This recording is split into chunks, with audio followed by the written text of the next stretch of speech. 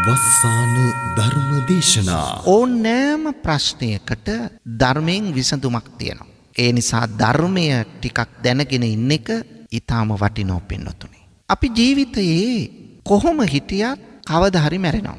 දැන් මරණය සුලභයි. මේකට වයස් ભેදයක් නැහැ, උස් පහත් ભેදයක් නැහැ, ಜಾති ආගම් ભેදයක් නැහැ, කුලමල ભેදයක් නැහැ, දුප්පත් පොහොසත් ભેදයක් නැහැ. මොන තරාතිරමේ උගතද නූගතාද බලවතාද බෙල හීන කෙනාද කියලා ගැටලුවක් නැහැ. මේ වසංගතය આવොත් සමහර වෙලාවට මරණයෙන් ජීවිතේ කෙලවර වෙන්න පුළුවන්. දවස් කීපයක් ඇතුළතදී. ඒ නිසා පින්වතුනි අපි පින්කම් ටිකක් කරගෙන තියාගත්තොත් ආන්න අපට පුළුවන් සැනසීමෙන් ඒ පිළිබඳව හිතන්න.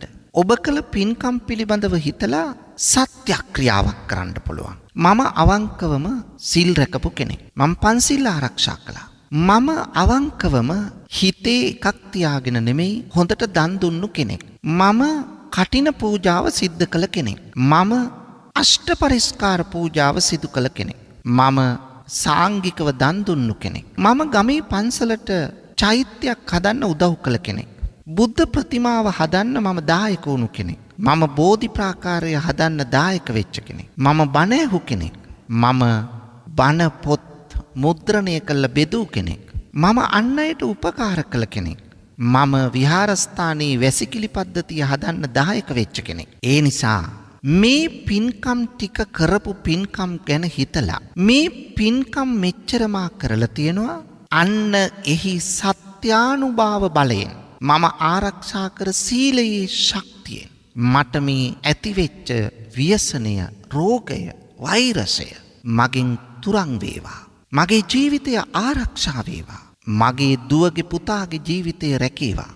මෙන්න මෙහෙම ඔබට පුළුවන් ඔබ අවංකනම් මේ සත්‍යක්‍රියාව කරන්න. ඒ සත්‍යක්‍රියාවෙන් පින්වතුනි යහපතක් සැලසෙනවා. ස්ථිරයි. දිනපතා නවතම ධර්ම දේශනා ශ්‍රවණය කිරීමට වස්සාන ධර්ම දේශනා අපගේ YouTube නාලිකාව දැන්ම සබ්ස්ක්‍රයිබ් කරන්න. බෙල් අයිකනය ක්ලික් කරන්න. වස්සාන ධර්ම දේශනා YouTube නාලිකාව ඔස්සේ ප්‍රචාරය වන මෙම සුමధుර ධර්මානුශාසනාව වෙනුවෙන් පින්බර දායකත්වයෙන් කටයුතු කළේ කොටපල කොස්මෝදර සිරි නිවසේ පදිංචි චමාලේ රණසිංහ මහත්මයායි. එතුමියගේ ප්‍රධාන අරමුණ වන්නේ අගෝස්තු මාස 28 වන දිනට යෙදෙන්නා වූ එතුමියගේ ජන්මදිනය වෙනුවෙන් වස්සාන ධර්මදේශනා YouTube නාලිකාව ඔස්සේ ධර්ම දානමය පින්කමක් සිදු කිරීමයි. අද දේශකයාණන් වහන්සේ අතිපූජනීය මාලිම්බඩ පඤ්ඤාසාර ස්වාමීන් වහන්සේ. අවසරයි අපේ හාමුදුරුවනේ. සමන්ත චක්ඛවාලේසු අත්‍රා චන්තු දේවතා සද්ධම්මං මුනි රාජස්ස සුනන්තු සග්ග මොක්ඛදං ධම්ම ශ්‍රවණ කාලෝ අයං බදන්තා ධම්ම ශ්‍රවණ කාලෝ අයං බදන්තා ධම්ම ශ්‍රවණ කාලෝ අයං බදන්තා නමෝ තස්ස භගවතු අරහතු සම්මා සම්බුද්දස්ස නමෝ තස්ස භගවතු අරහතු සම්මා සම්බුද්දස්ස නමෝ තස්ස භගවතු අරහතු සම්මා සම්බුද්දස්ස කටිනංච පරික්ඛාරං වාසදානංච උත්තමං බුද්ධප්පමුක සංඝස්ස දානං ධම්මස්ස ලේකනං කෙත්ත දානංච සංඝස්ස පටිමා කරණං පිච කරණං වච්ච කුටියා අට්ඨ පුඤ්ඤානි උච්චරේති.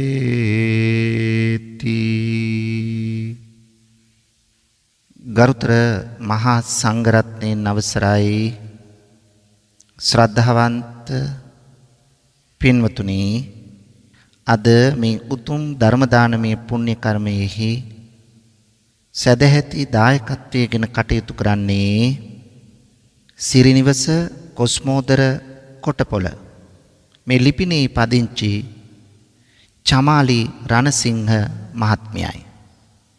එතුමියගේ ප්‍රධාන අරමුණ තමයි චමාලි රණසිංහ මහත්මියගේ අගෝස්තු 28 වන දිනට යෙදෙන උපන්දිනය වෙනුවෙන් වස්සාන ධර්මදේශනා YouTube නාලිකාව ඔස්සේ ධර්ම දානමය පින්කමක් සිද්ධ කරලා ආශිර්වාද ලබා ගැනීම.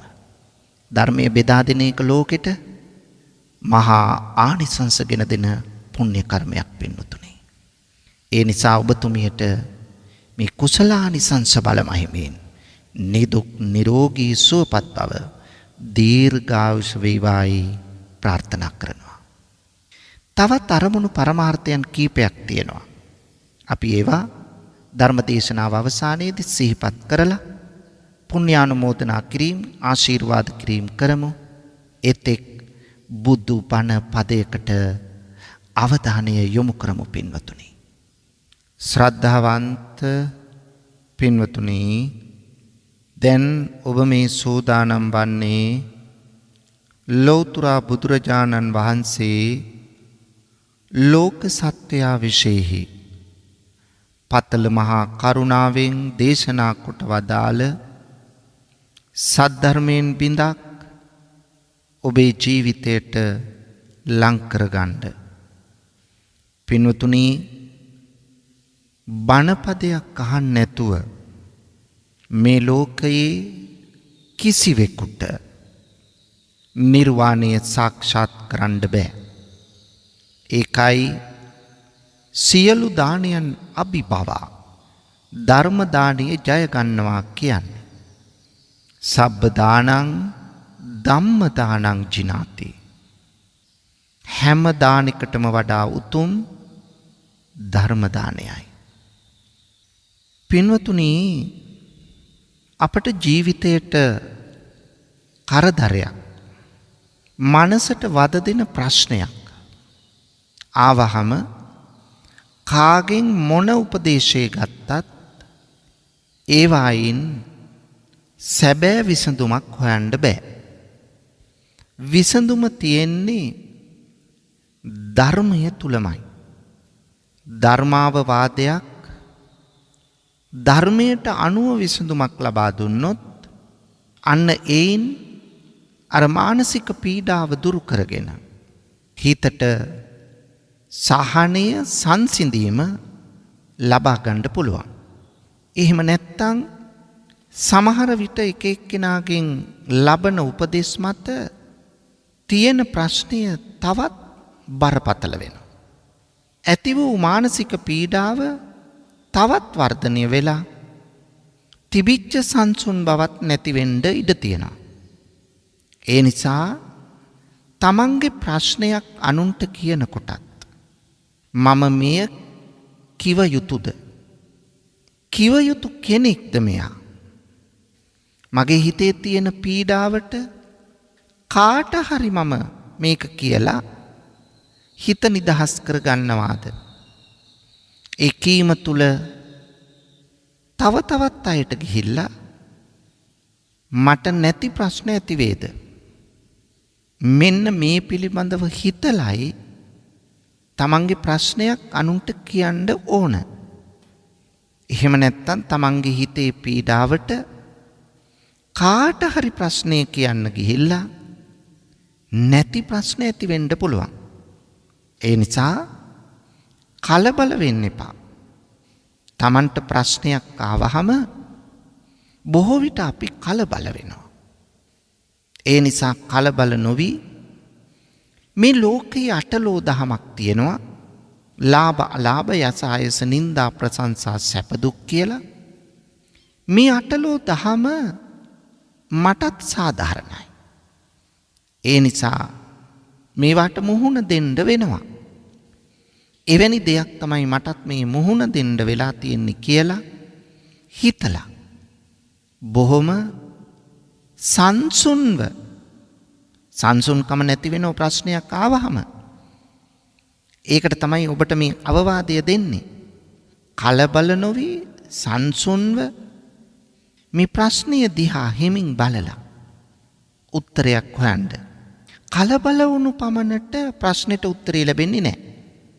ඒ නිසා හොඳින් ඒ පිළිබඳව හිතලා කිව යුතු පුද්ගලයාද මනසින් කල්පනා කරලා එක සැරයක් දෙසරයක් නෙවෙයි 10-12 වතාවක් පමණ හිතලා බලලා මේ ප්‍රශ්නය මං කිව යුතු කෙනාටද මම මේ කියන්න සූදානම් වෙන්නේ කියලා හිතලා ප්‍රශ්නේ කියන්න. ඔබ ධර්මයට සම්බන්ධ නම් කාටවත් කියන්න අවශ්‍ය නැහැ. ධර්මයට ඒක දාලා හිතලා බලන්න. ඒ නිසා ධර්මයෙන් දැනුවත් වීම පින්වතුනි අත්‍යවශ්‍ය කාරණයක්. ඒ නිසා ධර්මය ඒ තරම්ම අපට වටිනවා. ඕනෑම ප්‍රශ්නයකට ධර්මයෙන් විසඳුමක් තියෙනවා. ඒ නිසා ධර්මය ටිකක් දැනගෙන ඉන්න එක ඊටාම වටිනවා පින්වතුනි. අපි ජීවිතයේ කොහොම හිටියත් කවදා හරි මැරෙනවා. දැන් මරණය සුලභයි. මේකට වයස් ભેදයක් නැහැ, උස් පහත් ભેදයක් නැහැ, ಜಾති ආගම් ભેදයක් නැහැ, කුලමල ભેදයක් නැහැ, දුප්පත් පොහොසත් ભેදයක් නැහැ. මොන තරාතිරමේ උගතද නූගතාද බලවතාද බෙල හීන කෙනාද කියලා ගැටලුවක් නැහැ. මේ වසංගතය ආවොත් සමහර වෙලාවට මරණයෙන් ජීවිතේ කෙලවර වෙන්න පුළුවන්. දවස් කීපයක් ඇතුළතදී. ඒ නිසා පින්වතුනි අපි පින්කම් ටිකක් කරගෙන තියාගත්තොත් ආන්න අපට පුළුවන් සැනසීමෙන් ඒ පිළිබඳව හිතන්න. ඔබ කළ පින්කම් පිළිබඳව හිතලා සත්‍යක්‍රියාවක් කරන්න පුළුවන්. මම අවංකවම සිල් රැකපු කෙනෙක්. මම පන්සිල් ආරක්ෂා කළා. මම අවංකවම හිතේ එකක් තියාගෙන නෙමෙයි හොඳට දන් දුන්නු කෙනෙක්. මම කටින පූජාව සිද්ධ කළ කෙනෙක්. මම අෂ්ට පරිස්කාර පූජාව සිදු කළ කෙනෙක්. මම සාංගිකව දන් දුන්නු කෙනෙක්. මම ගමේ පන්සලට චෛත්‍යයක් හදන්න උදව් කළ කෙනෙක්. බුද්ධ ප්‍රතිමාව හදන්න මම දායක වුණු කෙනෙක්. මම බෝධි ප්‍රාකාරය හදන්න දායක වෙච්ච කෙනෙක්. මම බණ ඇහු කෙනෙක්. මම බණ පොත් මුද්‍රණය කළ බෙදූ කෙනෙක්. මම අන් අයට උපකාර කළ කෙනෙක්. මම විහාරස්ථානයේ වැසිකිලි පද්ධතිය හදන්න දායක වෙච්ච කෙනෙක්. ඒ නිසා මේ පින්කම් ටික කරපු පින්කම් ගැන හිතලා මේ පින්කම් මෙච්චරමා කරලා තියෙනවා අන්න එහි සත්‍යානුභාව බලයෙන් මම ආරක්ෂා කර සීලයේ ශක්තියෙන් මට මේ ඇතිවෙච්ච ව්‍යසනය රෝගය වෛරසය මගෙන් තුරන් වේවා. මගේ ජීවිතය ආරක්ෂා වේවා. මගේ දුවගේ පුතාගේ ජීවිතය රැකේවා. මෙන්න මෙහෙම ඔබට පුළුවන් ඔබ අවංකනම් මේ සත්‍යක්‍රියාව කරන්න. ඒ සත්‍යක්‍රියාවෙන් පින්වතුනි යහපතක් සැලසෙනවා. ස්ථිරයි. හැබැයි වංචා සහගත චේතනාවෙන් මේක කරලා බෑ. බොරුවට සිල් රකින්නමයි කියලා අනුන්ට පෙන්නලා බෑ. මේ හික්මීම මේ සංවරකම මේ කය වචනය වරදකින් වළක්වා ගැනීම කියන එක අවංකව සිද්ධ වෙන්න ඕන දෙයක්. ආන්න එතකොට තමයි සත්‍යක්‍රියාවක් කරන්න පුළුවන් වෙන්නේ. ඒ නිසා එවැනි සත්‍යක්‍රියා කළ හැකි ජීවිතේ අප කරගත යුතු මහා පුණ්‍ය කර්ම 8ක් පිළිබඳවයි අද මේ දේශනාවෙන් කියවෙන්න පින්වතුනි. ඒවට කියනවා 8 මහා පින්කම්, 8 මහා කුසල්, මහා බලගත් පින්කම් 8ක්. ඒ පින්කම් 8 ගැන කියවෙන ගාථා රත්නයකුයි මා මුලින් දේශනා කළේ. කටිනංච පරික්කාරං වාස දානංච උත්තමං බුද්ධ පමුක සංගස්ස දානං ධම්මස්ස ලේකනං කෙත්ත දානංච සංගස්ස පටිමා කරණං පිච කරණං වච්ච කුටියා අට්ඨ පුඤ්ඤානි වුච්චරේ. මෙන්න මේ තමයි 8 මහා පින්කම්. මොනවද කියලා අපි පෙළගස්සලා බලමු පින්වතුනි. පළමු පින්කම කටින චීවරයක් පූජා කිරීම. 2 අටපිරිකර පූජාව. 3 ආවාසගයක් තනවා සංඝ සතු කොට පූජා කිරීම. නැත්තම් ඒ ආවාසගේ හදන්න සිමෙන්ති, ගඩොල්, වැලි, ගල් සහ මුදල් පරිත්‍යාග කිරීම. 4 බුදුපාමොක් මහා සංඝයාට සංඝ සතු කර දන් පිරිනැමීම.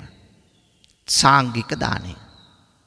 5 බුදුදහම ධර්මය ලියවීම, ඒ වගේම දහම් පොත්පත් මුද්‍රණය කිරීම, කරවීම, බෙදා හැරීම, ඒවට වියදම් කිරීම.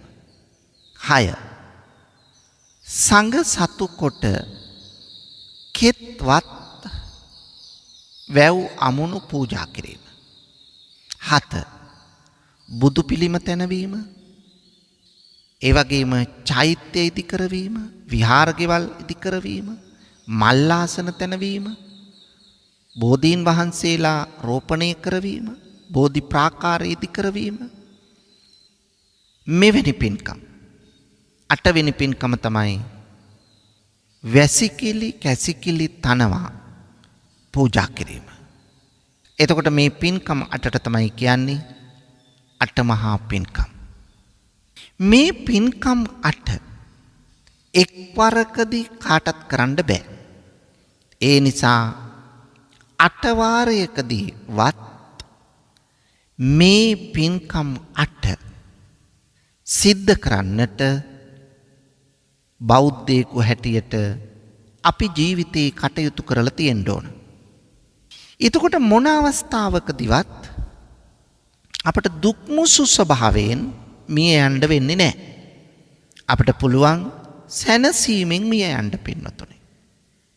මේ පුණ්‍ය කර්මවල සංසාරයට අවශ්‍ය කරන මග වියදම් හැටියට හොඳ උපතක් ලබන්න, ෂණ සම්පත්තියක් ලබන්න, ධන දහාන්‍ය ලබන්න, භවභෝග ලබන්න, නැනනුවන ලබන්න, සක්විති රජකම පවා ලබන්නට පුළුවන් මහා පින්කම් 8ක් බව ඔබ සිහියට ගන්න ඕන පින්වතුනි. එතකොට පින වැඩි වෙනකොට සැප වැඩි වෙනවා. සුකෝ පුඤ්ඤස්ස උච්චයෝ. පින තමයි සැප කියන්නේ.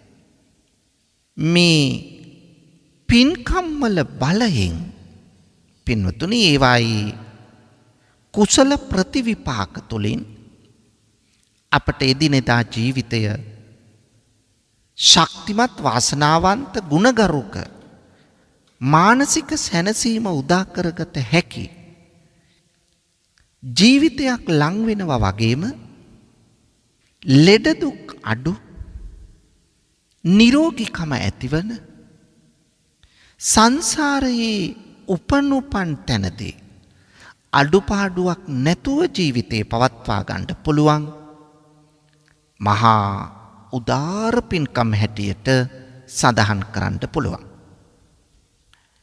පින්වතුනි බලන්න සීවලී මහරහතන් වහන්සේ ලාභීන් අතර අග්‍රස්ථානය. බලන්න උන්වහන්සේ සංසාරේ දාන පාරමිතාව පුරපු ආනිසංසවල බලය. නමුත් බලන්න ලෝසක මහරහතන් වහන්සේ රහත් වෙන්න භාග්‍ය තිබුණා. හැබැයි පින්වතුනි රහත් උනත් පිණ්ඩපාතේ ගියාම පිණ්ඩපාතේ ලැබෙන්නේ නැහැ. මේකට මොකක්ද හේතුව එහෙනම්? ඔබට පැහැදිලිව වැටහෙනවා ඇති. පින්වතුනි දන් දීම දන් නොදීම අතර වෙනස. පින්කම් කිරීම පින්කම් නොකිරීම අතර වෙනස. සමහරු පෙර තියෙන භවයේ භාග්‍ය කුසලය නිසා මෙලොව ලැබිලා තියෙනවා. හැබැයි මෙලොව ලැබුණට මෙලොවදී කිසිදු පින්කමක් කරන්න පෙළඹෙන්නේ නැහැ. ඕව කළ වැඩක් නැහැ. මොකටද හාමුදුරුවරුන්ට දන් දෙන්නේ? අපේ තියෙන ටික අපි කාලේ හිටියම හරි නේද? විනෝද වෙලා කම්සුව අනුභව කරමින් ජීවිතය ගෙවුවාම ඇති නේද? ඒ නිසා ඕව කළ වැඩක් නැහැ කියන පිරිසක් බුද්ධ කාලෙත් හිටියා, අදත් ඉන්නවා, හෙටත් ඇති වෙනවා. නමුත් බැලුවහම බෞද්ධ පවුලකට උරුමකම් කියන්නේ. ඒ වුණාට කාටවත් තෙල් බිඳක් නූල් පොටක් බත් මිටක් දෙන්න තරම් මනස හැදෙන්නේ නැහැ. පින්නතුනි ඔහොම කියලා වීරයෝ වගේ හිටියට ඔය එකතු කරගන්න ගොඩ ගහගන්න මසුරුකමෙන් තණ්හාවෙන් එකතු කරගන්න ඔය ධනය ගෙනියන්න පුළුවන්ද? දැන් මහා ධනවත්තු මැරුණා මේ දවස්වල. මහා බලවත්තු මැරුණා. ගෙනිච්චද මොනවද? මේ රටේ ධන දාන්‍ය ගේ දොර තියෙනවා. පිට රටවලත් ධන දාන්‍ය ගේ දොර තියෙනවා. එකක්වත් අරන් ගියාද? අරන් යන්න බෑ. සියල්ල දාලා යන්න වෙනවා. මේක තේරුම් අරගෙන පින්වතුනි කටයුතු කරන්න ඕන. ඒ නිසා මෙවන් පින්කම් සිදු කර ගැනීම ජීවිතයට අත්‍යවශ්‍යයි. පළවෙනි පින්කම කටින මහා පූජෝත්සවය. කටින චීවර පූජාව. කටිනය කියන වචනේ තේරුම මොකක්ද? මේ ඇති වෙන්නේ කොහොමද? පින්වතුනි කටිනය එන්නේ වස් කාලයත් එක්ක.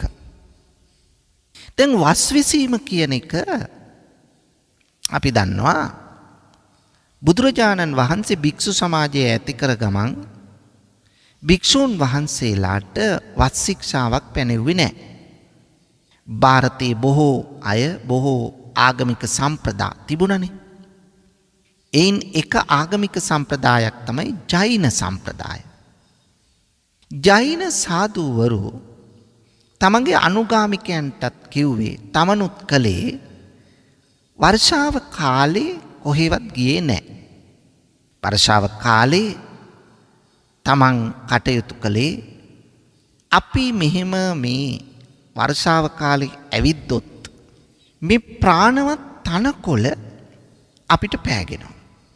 ඒ වගේම ඒ අපි අතින් මේ ලා දලු තනකොළ මේවා පෑගීම නිසා සිද්ධ වෙන්න පුළුවන් බරපතල දේ තමයි ඒවායි මතට පැමිණෙන විවිධ සතුන් කුඩා කුඩා කෘමි සතුන් පෑගෙන්න පුළුවන්.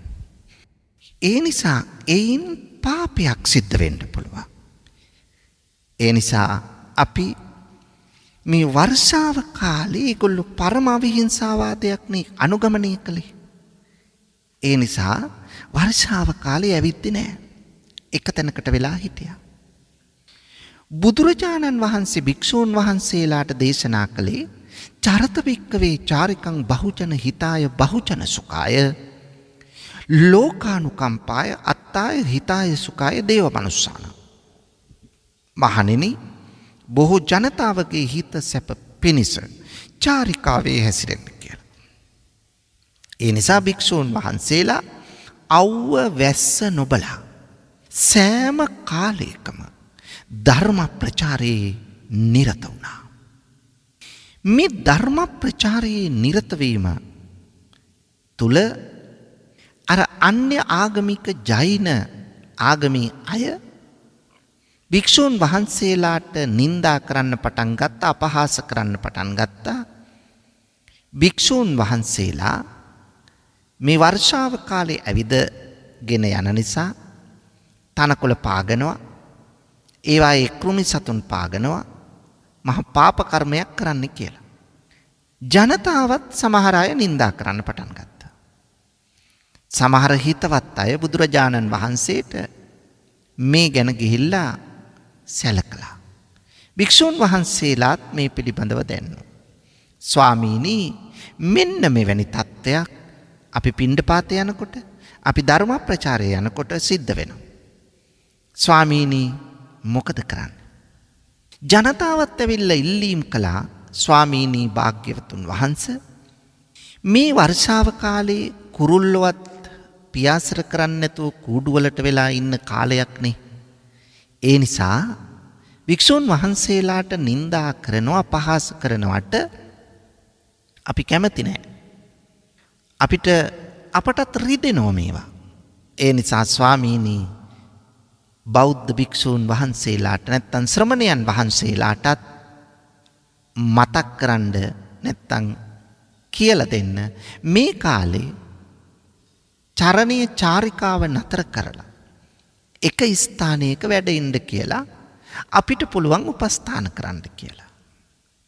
මේ මහ ජනතාව කියන මතයට කන් දුන්න බුදුහාමුදුරුවෝ ඒට ගරු කරමින් භික්ෂූන් වහන්සේලාටත් නියම කළා මේ වර්ෂාව කාලේ එක තැනක වැඩ ඉන්න කියලා. අනුචානාමි භික්කවේ වස්සානේ වස්සං උපගන්තෝ.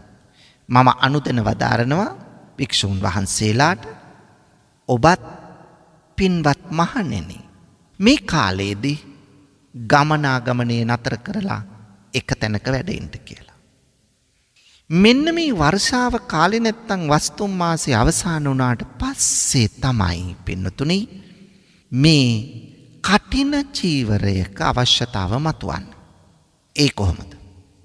භික්ෂූන් වහන්සේලා පිරිසක් 39ක් බුදුරජාණන් වහන්සේ සවැත් නුවර ජේතවනාරාමේ වැඩ සිටියේදී පාවා නුවර ඉඳලා මේ භික්ෂූන් වහන්සේලා 39 බුදුරජාණන් වහන්සේ බැහැ දකින්න වැඳුම් පිදුම් කරන්න ආසාවෙන් උන්වහන්සේලා තීරණය කළා මේ මග දුර ගෙවාගෙන බුදුරජාණන් වහන්සේ මුණ ගැහෙන්න. මෙහෙම එද්දී වස් කාලය උදා වුණා. මේ වර්ෂාව කාලය. එතකොට වර්ෂාව කාලය උදා වුණාම දැන් බුදුහාමුදුරුවෝ නියම කළනේ තියෙන්නේ වර්ෂාව කාලය ආවහම චාරිකාව නතර කළා එක තැනක වැඩ ඉන්න වස්සසන්න කියලා. ඒ නිසා උන්වහන්සේලා මග තිබිච්ච සාකේත නුවර ඒ දායකයොත් සම්බන්ධ කරගෙන අවශ්‍ය කුටි හදාගෙන මේ 39 ඒ වස් විසීම සිද්ධ කළා සාකේත නුවර. දායකයොත් හොඳට සැලකුවා. සිව්පසේ නැප උපස්ථාන කළා. මෙය අවසන් වෙන විට, ඒ කියන්නේ වස් කාලය අවසන් වුණාම වස් ශික්ෂාව හරියට ආරක්ෂා කරලා ඊට පස්සේ 3 මාසයේ අවසන් වුණාම වස් පවාරණය කරලා දැන් බුදුරජාණන් වහන්සේ බැහැ දකින්න එනවා. හැබැයි වර්ෂාව කාලේ අවසන් වුණාට මේ 3 මාසෙ ගිය ගමන්ම වැස්ස නවතින්නේ නැහැ. තව වහිනවා. තව ටික දවසක් වැහලා තමයි නවතින්නේ. දැන් මේ වර්ෂාව කාලේ වස් කාලය අවසන්, ඒ කියන්නේ මේ වස් විසීම අවසන් කළා. මේ 39 බුදුරජාණන් වහන්සේ දකින්න බැහැ දකින්න එනවා. මෙහෙම එද්දී ජේතවනාරාමේ කිට්ටුව තියෙද්දි මහා ධාරානිපාත වැස්සක් වැස්සා. හොඳටම තෙමුණා. කුඩයක් නැහැ. යන්න එන්න තැනක් නැහැ. මග තියෙන්නේ ඇඳගත්ත චීවරය පමණයි. ඒ නිසා දැන් වර්ෂාව පෑවුවයි කියලා අඳින්න අලුතෙන් සිවුරක් ඇත්තෙත් නැහැ. කරන්න තියෙන්නේ අර චීවරය ගලවල මිරිකලා වේලගෙන නැවතත් පොරවන එකයි. දැන් උන්වහන්සේලා තෙත බරිත වූ සිවුරු පිටින්ම ජේතවනාරාමයට ආවා.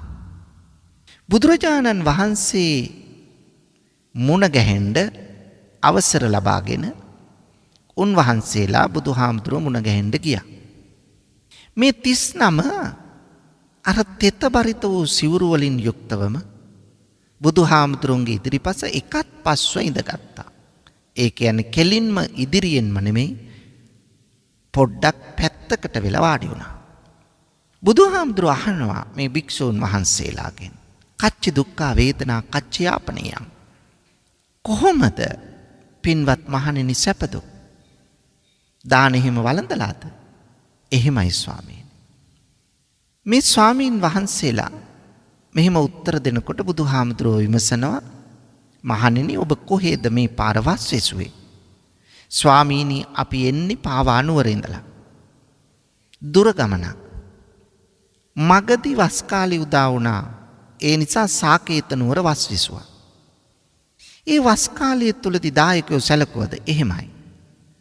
දානේ එහෙම ලැබුණද?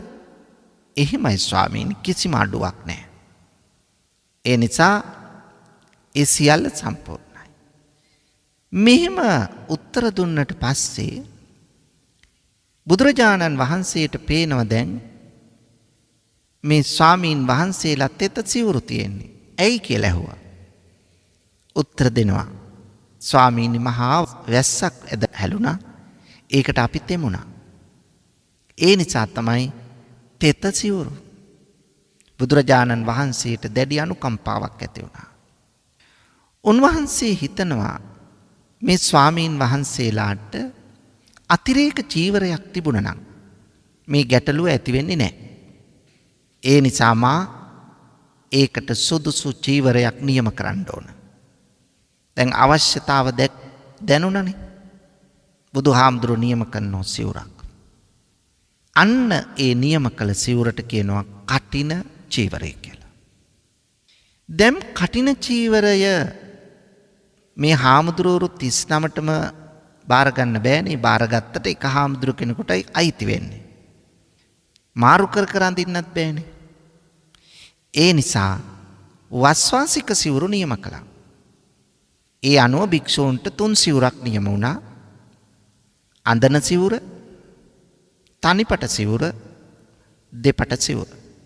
මේක තමයි 3 සිවුර. මීට අමතරව තමයි කටින චීවරය නියම වෙන්නේ. දැන් පින්වතුනි කටින චීවරය විශේෂ වන්නේ ඇයි? කටින චීවරය විශේෂ වෙන්නේ පින්වතුනි එය බුදුහාමුදුරන්ගේ නියමයක්, සංඝ සම්මතයක්. දැන් මේ කටින කියන වචනේ තේරුම සාර බහර වස්තුව, නොබිඳෙන වස්තුව, නොසැලෙන ස්ථිරසාර තද ගතියෙන් යුක්ත කියන අදහසයි මෙතන තියෙන්නේ. කටින චීවරය. එතකොට මේ කටින චීවරයක් පූජා කළාම කටින කියන වචනය පාවිච්චි කළා ඒ කාලේ පින්නතුනේ මේ සිවුරක් මහගන්න යොදා ගන්න රාමුවට. දැන් අද කාලේ වගේ මැෂින් තිබුණේ නැහනේ සිවුරු මහන්න.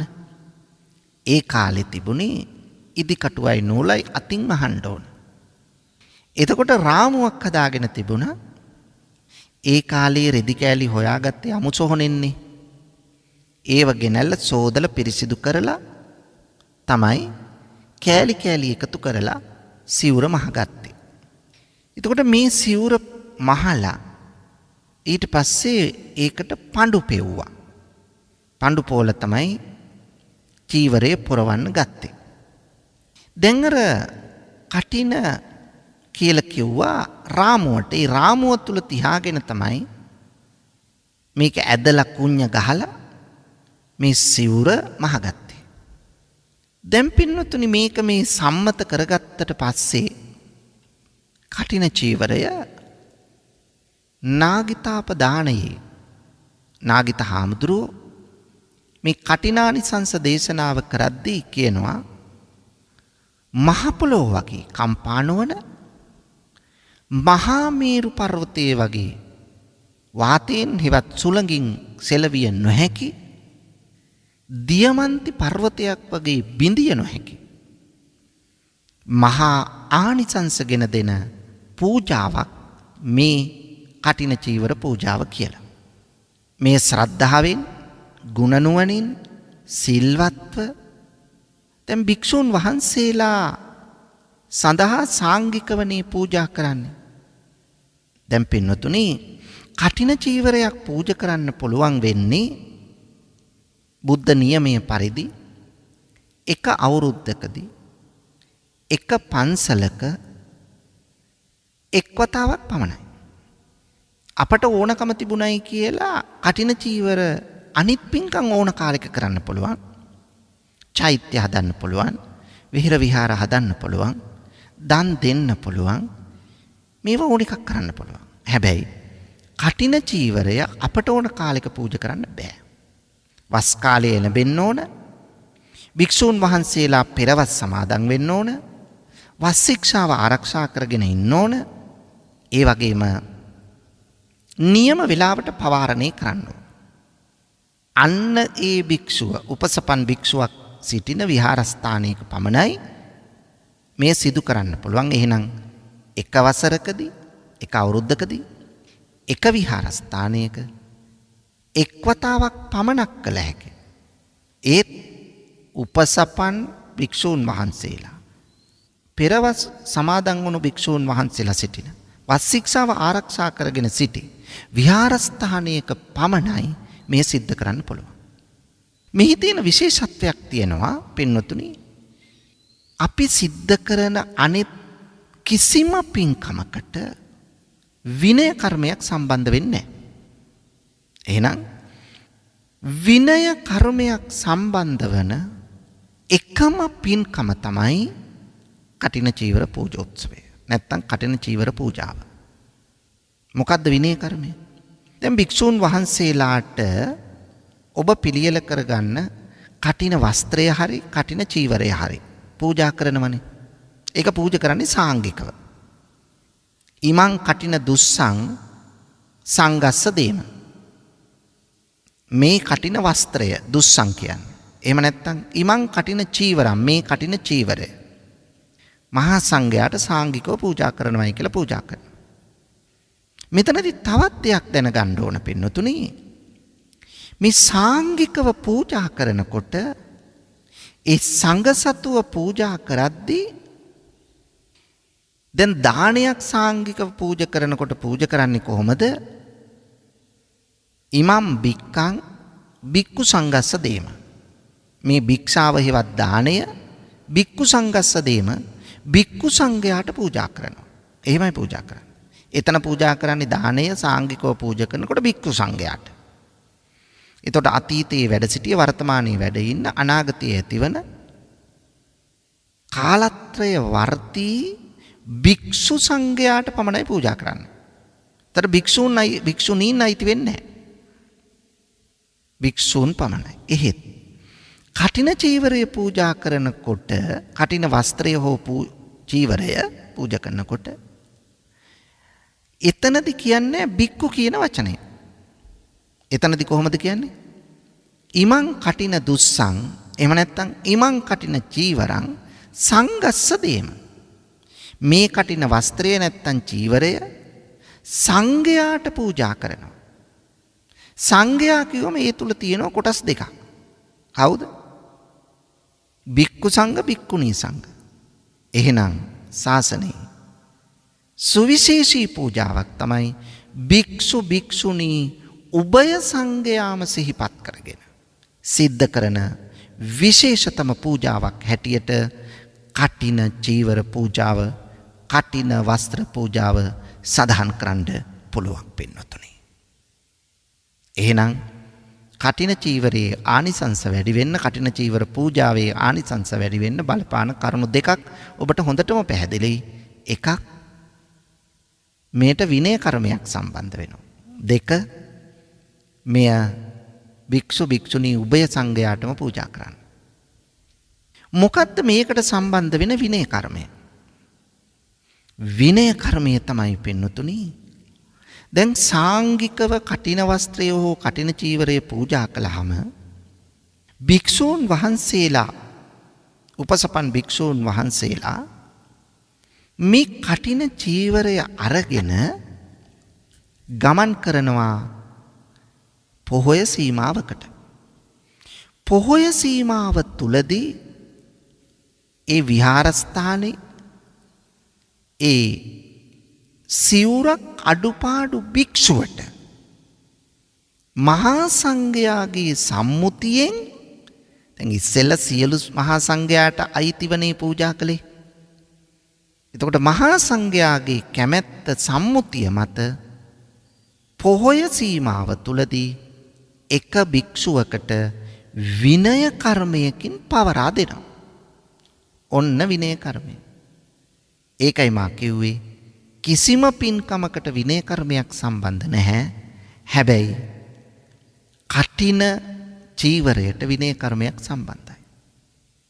ඊට පස්සේ එය එදිනම කටින වස්ත්‍රයක් පූජා කරා නම් එදිනම චීවරයක් බවට පත් කරගන්නව මහලා. පඬු පෝල නැත්තම් පඬු පෝනවා. තවත් බොහෝ තියෙන සිවුරට සම්බන්ධ කරුණු කාරණා ඉෂ්ට කරගන්න. ඊට පස්සේ අත්පසේ තියාගන්න ඕන තමන් නිදාගන්න තැන. ඊළඟට කටිනය ඒ බාරගත්ත පැවරුණු භික්ෂුවට තවත් ආනිසංස ලැබෙනවා විශේෂ වරප්‍රසාද හැටියට. දායක පක්ෂයට විශාල ආනිසංස සමුදායක් එකතු වෙනවා. දැන් පින්නතුනි, සිවුරකට අපි කියනවා කසාවත කියලා. ඇයි කසාවත කියන්නේ? කසාවත කියන්නේ කහපාට වස්ත්‍රය කියන එකද? නෑ පින්නතුනි. කසාවත කියන්නේ කහපාට වස්ත්‍රය කියන එක නෙවෙයි. ඇත්තටම චීවරයේ පැහැ කහපාට නෙවෙයි. කසාවත කියන්නේ කසට වත කියන එකයි. ඒ කියන්නේ කහට පෙඟ වූ වස්ත්‍රය කියන එකයි කසාවත කියන්නේ.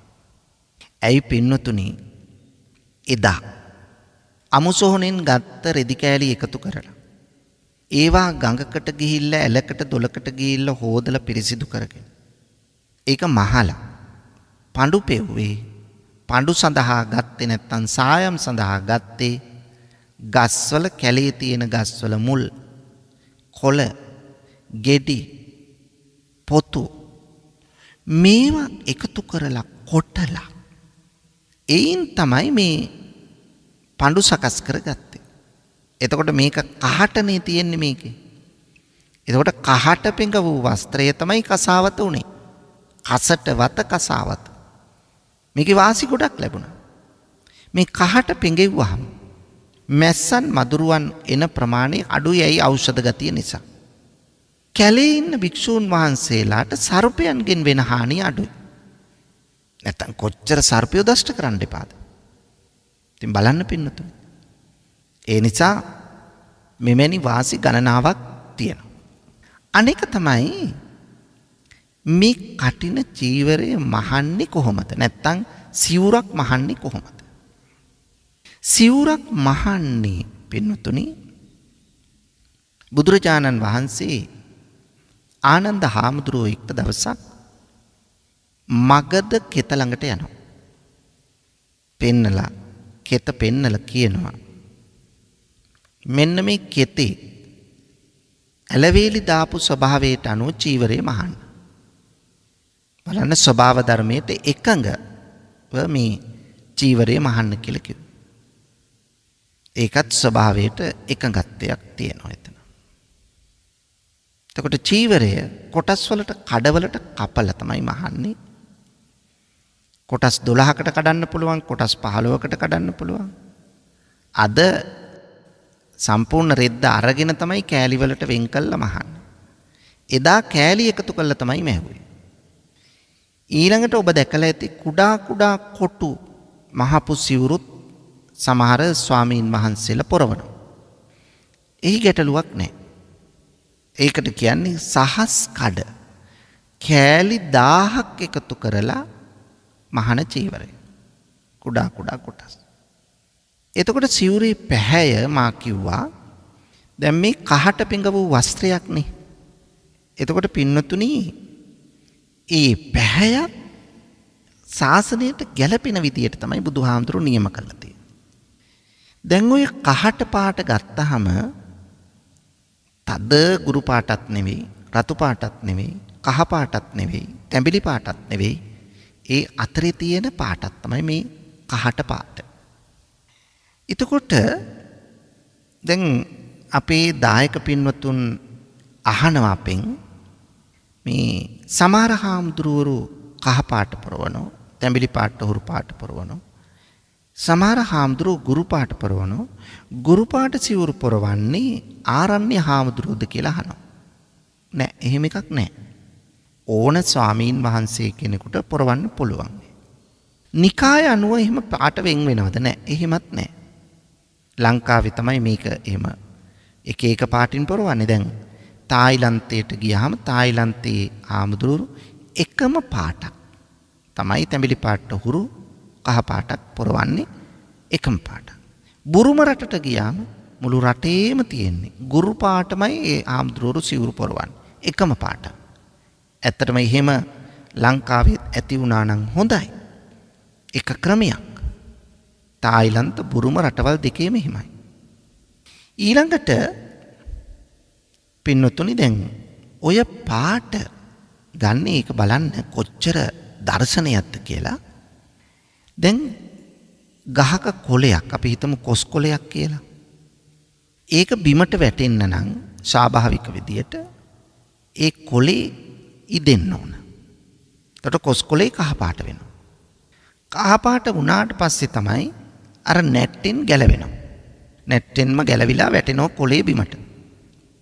දැන් පින්නතුනි මේ කොස්කොලේ මම මේ කොස්කොලේ උදාහරණයක් වශයෙන් ගත්තේ. කොස්කොලේ වැටෙනකොට කොස්කොලේ පාට කහ පාට. කොස්කොලේ නැට්ටේ පාට ගුරු පාට. එතකොට මේ ගුරු පාට වෙනකොට තමයි කොස්කොලේ වැටෙන්නේ. වැටෙන්නේ මොනව වෙලාද? මැරිලා. කොස්කොලේ මැරිලා. මැරිලායි කියලා කියන්නේ ඒක වෙනස් වෙලා. ඒ කියන්නේ අනිත්‍ය වෙලා. එහෙනම් අනිත්‍ය වෙන නිසා තමයි ඒක වැටෙන්නේ. හැම දෙයක්ම එහෙමයි. එහෙනම් භික්ෂුවගේ සිවුරේ පැහැය ගන්න කිව්වේ පින්නතුනි එතනත් දර්ශනය. අනිත්‍ය මෙනෙහි වන පැහැය. එතකොට අනිත්‍යයි, අනිත්‍ය නිසා දුකයි, මමේ මාගේ කියලා සලකන්න බෑ, අනාත්මයි. පින්නතුනි භික්ෂුව දැක්කහම කාගේවත් හිත තුල මේ කහට වස්ත්‍රය ඇඳගෙන දකින භික්ෂුව දැක්කහම තැන්පත් සාන්ත සංසුන් ගමන් විලාසයකින් වඩින කවුරුවත් තුල කලබලකාරී බවක්, කාමයක්, රාගයක් ඇති වෙන්නේ නැහනේ. උන්වහන්සේ දැක්කහම ඇති වෙන්නේ ශාන්ත බවක්. ඉතින් ඒක තමයි කියන්නේ සමනානංච දස්සනං ඒතම් මංගල මුත්තම. ශ්‍රමණයන් වහන්සේලාගේ දැකීම මංගල කාරණය. සමහර අය හිතනවා හාමුදුරුවෝ දැක්කම ඔන්න අද දවසම ඉවරයි කියලා. එහෙම වැරදි ආකල්පත් අපේ සමාජය තුළ තියෙනවා පින්නතුනි. ඒ තමයි මේ දැන් හාමුදුරුවෝ වඩම්මනෝ නිවසේ පාන්දරම මුල්ගල් තියෙන එකට. ඊළඟට ගේ මේ ඔළුවස්ස තියෙනකොට පිරිත් කියන්නේ. මුල්ගල් තියෙනකොට පිරිත් කියන්නේ. එතකොට වෙලාවක් නැහැ. පාන්දර පහමාර වෙන්නත් පුළුවන්, 6 වෙන්නත් පුළුවන්. එතකොට උදේට දැක්කට කමක් නැහැ. බලන්න ආත්මාර්ථකාමී බව. තමන්ගේ වැඩේ කරගන්න ප්‍රශ්නයක් නැහැ. දැන් ලෙඩෙක් එනවා. ඒ ලෙඩාට පිරිත් කියන්න ඕන. එතකොට උදේද හවසද රාත්‍රීද ප්‍රශ්නයක් නැහැ. ආසන්න පිරිත් ටිකක් බණ ටිකක් කියව ගන්න වෙනවා. එතකොට උදේද කියලා ප්‍රශ්නයක් නැහැ. තමන්ගේ දානි පාංශුකුලේ කරගන්න. දරුවගේ ඉඳුල්කට ගන්නවා. නැකත ඉදිරිය තියෙන උදේ. හාමුදුරුවෝ එතෙන්ට ඕනේ වෙලාවට. එතකොට ප්‍රශ්නයක් නැහැ දැක්කට. අකුරු කියවන්න ඕන. යෙදිලා තියෙන උදේට වෙලාව. එතකොට දැක්කට කමක් නැහැ. බලන්න පින්නතුනි තමන්ගේ වැඩේ කරගන්න ආත්මార్థකාමීව අවස්ථාවාදීව ගැටලුවක් නැහැ. අනිත් වෙලාවට සමහර වෙලාවට දැක්කොත් ගේට්ටුව වහගන්නවා. එහෙම තැන් තියෙනවා පින්නතුනි. කොයිතරම් මිත්‍යාවකද ඉන්නේ අපේ මිනිස්සු. ඒ විතරක් නෙවෙයි. ඇයි මෙහෙම මතයක් එන්නේ? මා කලිනුත් ධර්මදේශනාවලින් මේ ගැන කියලා දීලා තියෙනවා. පින්නතුනි රජ කාලේ දඬුවම් නියම කළා. සමහර වැරදි කළ අයට දෙන දඬුවම තමයි හිස බෝ ගෑම. සම්පූර්ණ හිසේ කෙස් කපනවා. ඒක දඬුවම. එතකොට එයා ඕන තැනක අඳුර ගන්න පුළුවන්. කාලයක් යනකම් එයා හිසේ කෙස් වවන්න තහනම්. එතකොට අන්නේ දඬුවමකට හිස කෙස් මුඩු කරපු කෙනෙක් දකින්න හොඳ නැහැ කියන එක තමයි මතය. ඇයි ඒ මිනිහා වැරදි කරපු මිනිහෙක්නේ. ඒක නිසා ඒ වගේ අය දකින්න එපා කියලා. එතකොට භික්ෂූන් වහන්සේලාත් හිස මුඩු කළා. තියෙනකොට ඔන්න දකින්න කැමති නැහැ. ඒ කියන්නේ අර නියම අර්ථය දන්නේ නැහැ. හිස මුඩු කරපු වැරදි කරුවා දකින්න එපා කියන එකයි එතන කියන්නේ. මෙතන භික්ෂූන් වහන්සේලාත් හිස මුඩු කරනකොට ඒකටත් ඒ භික්ෂුව දකින්නත් කැමති නැහැ කියලා අන්න බලන්න මතයක් ඇදලා තියෙනවා. ඒක වැරදි මතයක්, මිත්‍යා මතයක්. හිස මුඩු නොකර කෙස් වවාගෙන හිටියත් ඒත් බයිනෝනේ. මිනිස්සුන්ගේ ස්වභාවය ඒකයි. අර අතුලට කියන්නේ පෝරාණ මේතන් අතුල නේතන් අජ්ජතනාමිව නින්දන්ති තුන්නි මාසීනං නින්දන්ති බහුබාණිනං මිතබානපි නින්දන්ති නත්ති ලෝකේ අනින්තිතෝ. මේ මිනිස්සු කොහොම හිටියත් මිනිස්සු බයිනවා. පුරාණ ඉඳලා අතුල මේක එන්නේ. පෝරාණ මේතන් අතුල නේතන් අජ්ජතනාමිව නින්දන්ති තුන්නි මාසීනං තුස්නින් භූතව නිශ්ශබ්දව හිටියත් බයිනෝනේ. මෙයාගේ වචනයක් ගන්න තියෙන අමාරුව ඒත් බයිනෝ. ඊළඟට බහුබාණිනං ගොඩක් කතා කළත් බනිනවා. අපෝ එයාට ඇහුනොත් ඉවරයි ඇණයක්. බලන්න. ඊළඟට මිතබානපි ටිකක් කතා කළත් බයිනවා. එයා වැඩි කතා කරන කෙනෙක් නෙවෙයි, 아무තු ආඩම්බරයක් තියෙන්නේ. පින්නතුනි මොන විදියට හිටියත් මිනිස්සු බයිනවා. මේ පුහුදුන් ලෝකයේ ස්වභාවය ඔකයි. ඉතින් අපි අවධානය යොමු කළේ පින්නතුනි එහෙනම් චීවරයේ පැහැය පවා බුදුරජාණන් වහන්සේ බලන්න ඊටාම ඒ පිළිබඳව සිතාමතා තමයි කටයුතු කරලා තියෙන්නේ.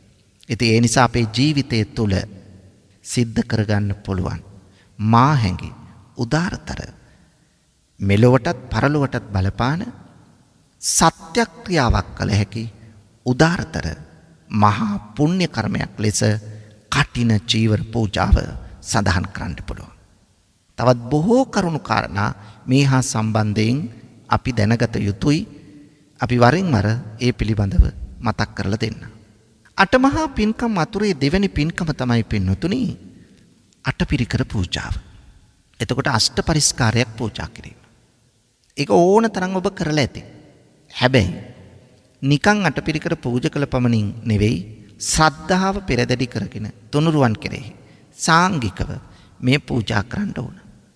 එතකොට අටපිරිකර එක සැරේකදී බැරි නම් මේ පිරිකර අටවාරයකදී හරි පූජා කරලා තිබුණොත් සංසාරේ අපට ගිය ආත්ම භාවයේදී අපිට පින්නතුනි සැප සම්පත් ලබා ගන්න මේ පින්කමත් හේතු වාසනා වෙනවා. ඒ වගේම අපට වස්ත්‍ර ලැබෙන්න නම් සිවුරු පිරිකර මහාන වෙන්න ඕන වෙලාවෙ සිවුරු පිරිකර ලැබෙන්න නම් අපි මේ පූජාව කළා තියෙනවා. නැතුව බෑ. ඒ නිසා මේ පූජාව කිරීම අතිශය වැදගත්. මොනවද අටපිරිකරට අයිති වෙන්නේ? තනිපට සිවුර, දෙපට සිවුර, අඳන සිවුර, පාත්‍රය, දැලිපිහිය, පෙරහන් කඩ, පටිය, නූල් බෝලය හා ඉදිකටු. මේක තමයි අෂ්ට පරිස්කාරය. දැන් මේවට සොළොස් පිරිකර කියලා එකතු කරනවා. තවත් කොටස් එහි ගැටලුවක් නැහැ. තම තමන්ගේ ශ්‍රද්ධාවේ පමණින් වටාපතක් එකතු කරනවා, කුඩයක් එකතු කරනවා, පාවහන් යොලක් එකතු කරනවා. මේ වගේ එකතු කරනවා. නමුත් මූලික අටපිරිකර කියලා කිව්වේ අන්න අර කිව් දෙය. එතකොට අෂ්ට පරිස්කාරය කියලා කියන්නේ පින්නතුනේ භික්ෂුවට අවශ්‍ය කරන ඇඳුම් කට්ටලය. ඒතර භික්ෂුවගේ ඇඳුම් අතරේ ඔය ටික තමයි තියෙන්නේ. එතකොට ඒක තමයි මේ පූජා කරන්නේ. ඒකත් කල්පනා කළා හොඳට හොයලා බලලා භික්ෂුවකින් අහලා තමයි මේ අෂ්ට පරිස්කාරය අරගෙන පූජා කරන්න ඕන. ආවට ගියාට සමහර තැන්වල අටපිරිකරක් කිව්වද පිරිකර 8ක් නැහැ. අඳින්න පුළුවන් සිවුරු නැහැ ඒකේ. සමහර පිරිකරවල ඒක නිසා හොඳට හොයලා බලලා පූජාව කරන්න. එතකොට ඒකට ලුවක් වෙන්නේ නැහැ. එතකොට අටපිරිකර පූජාවත් අටමහා පින්කම් අතරට ගැනෙන මහා පුණ්‍ය කර්මයක්. ඊළඟට තියෙනවා පින්නතුනි තුන්වෙනි පින්කම තමයි ආවාස ගෙයක් තනවලා සංඝසතු කරලා පූජා කරන එක. ඒකත් ඉතින් ඊටාම වැදගත් පින්කමක් මහා පින්කමක්. දැන් විහාරස්ථානයක් තනවනකොට දායක පින්වතුන් ඒට සහභාගී වෙනවා. සමහරව ආවාස ගෙයම තමන්ගේ තනි වියදමින් වියදම් කරලා දෙනවා. සමහරව ඒකට ගඩොල් අරන් දෙනවා. සිමෙන්ති. එහෙම නැත්නම් වැලි. එහෙම නැත්නම් මුදල්. මේවා පූජා කරලා මහත්ඵල මහානිසංස ලබන්න පුළුවන් අෂ්ට මහා පින්කම් අතුරට ගැනෙන තුන්වෙනි පින්කම. එතකොට ආවාසගයක් තනවල පූජා කරනවා. ඒකට අවශ්‍ය දේවල්.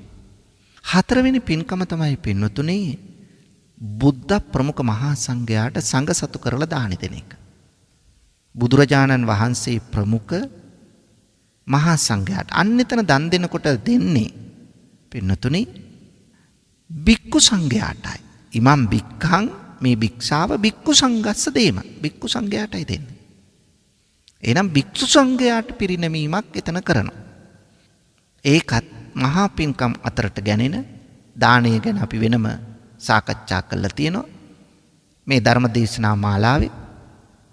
ඒ නිසා පින්වතුනි මේ සංඝසතුව පූජා කරන මහා දානේ මහත්ඵලයි මහානිසංසයි බුදුරජාණන් වහන්සේම එය ආදර්ශයෙන්ම අවවාදයෙන්ම පෙන්වලා දීලා තියෙනවා.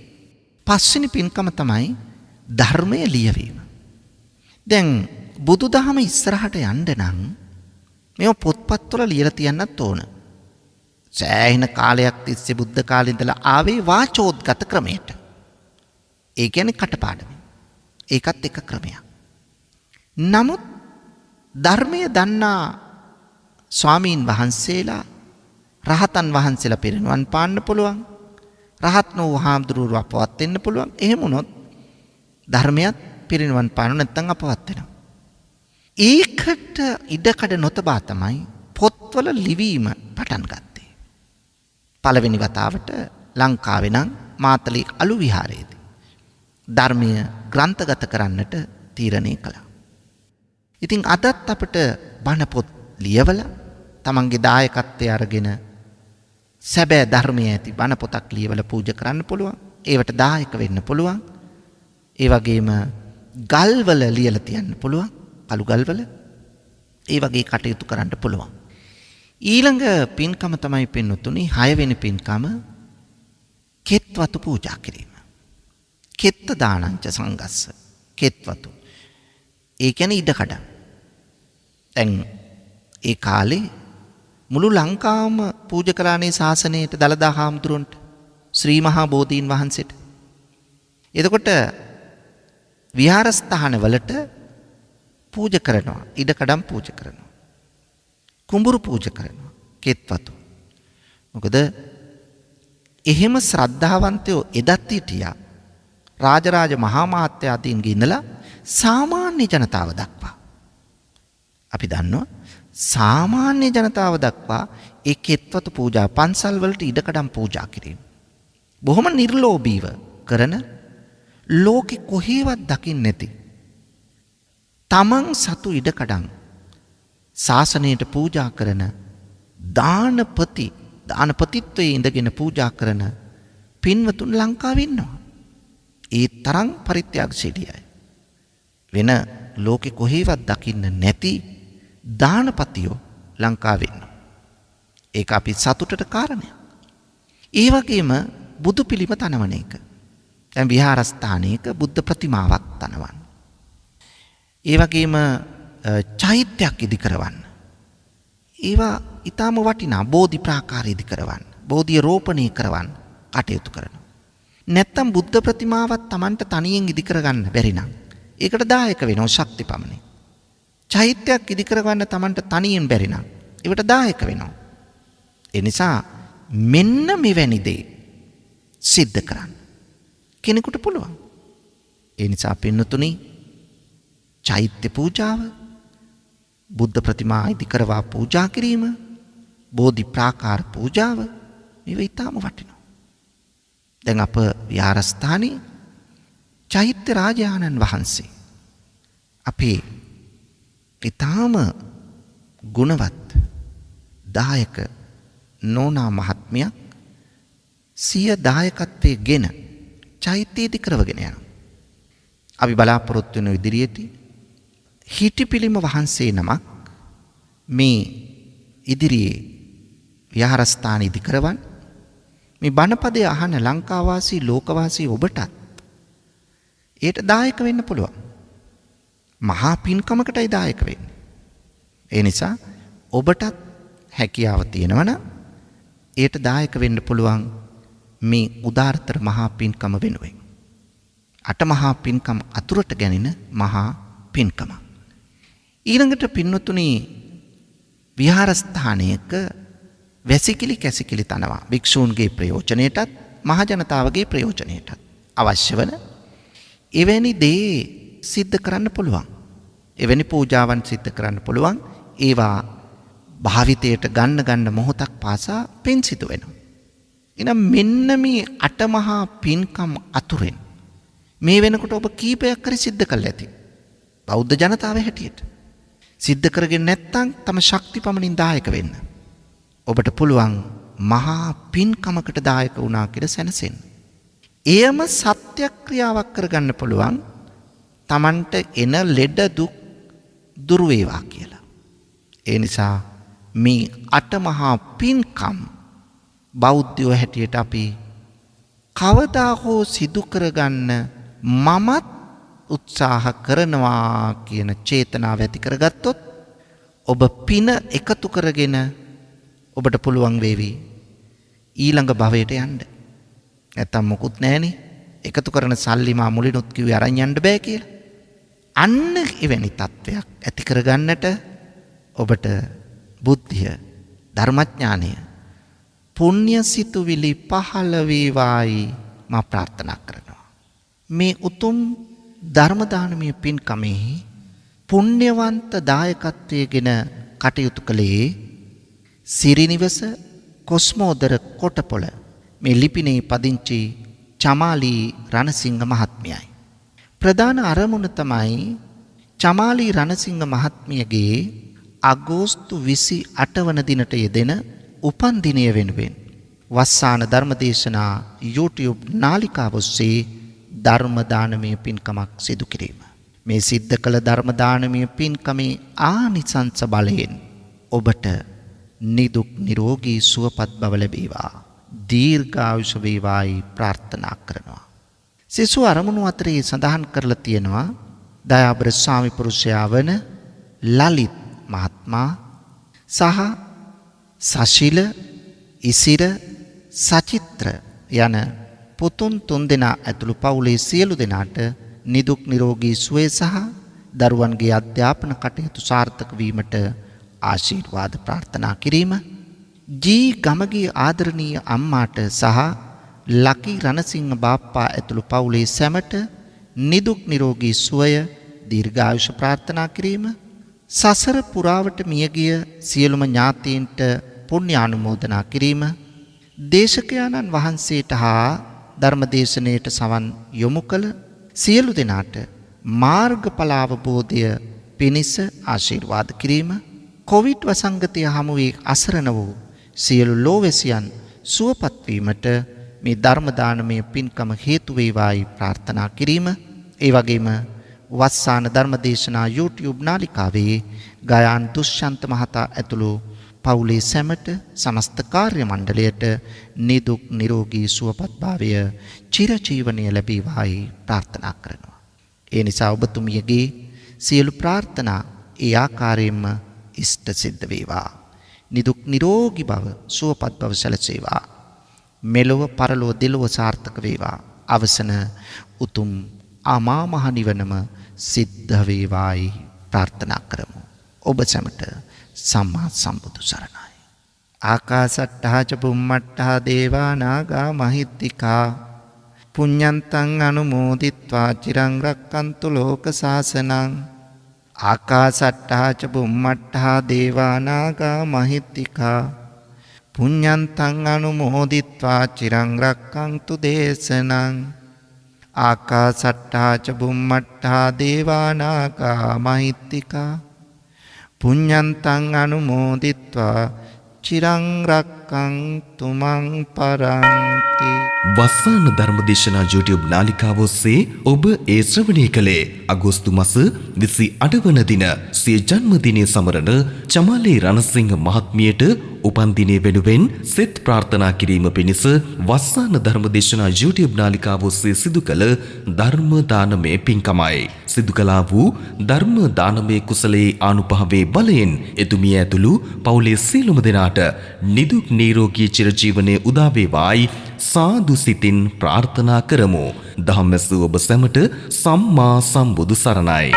ඔබටත් වස්සාන ධර්මදේශනා YouTube නාලිකාව ඔස්සේ දායකත්ව ධර්මදේශනාවක් ප්‍රචාරය කර ගැනීමට අවශ්‍ය නම් දැන්ම කතා කරන්න 071 57 57 13 දුරකථන අංකයට 071 57 57 13 දුරකථන අංකයට WhatsApp Viber ඉමු මගින් දැන්ම කතා කර ඔබේ දායකත්ව ධර්මදේශනාව දැන්ම වෙන් කරවා ගන්න. ධම්මසූබ සැමට සම්මා සම්බුදු සරණයි. දිනපතා නවතම ධර්මදේශනා ශ්‍රවණය කිරීමට වස්සාන ධර්මදේශනා අපගේ YouTube නාලිකාව දැන්ම subscribe කරන්න. බෙල් අයිකනය ක්ලික් කරන්න.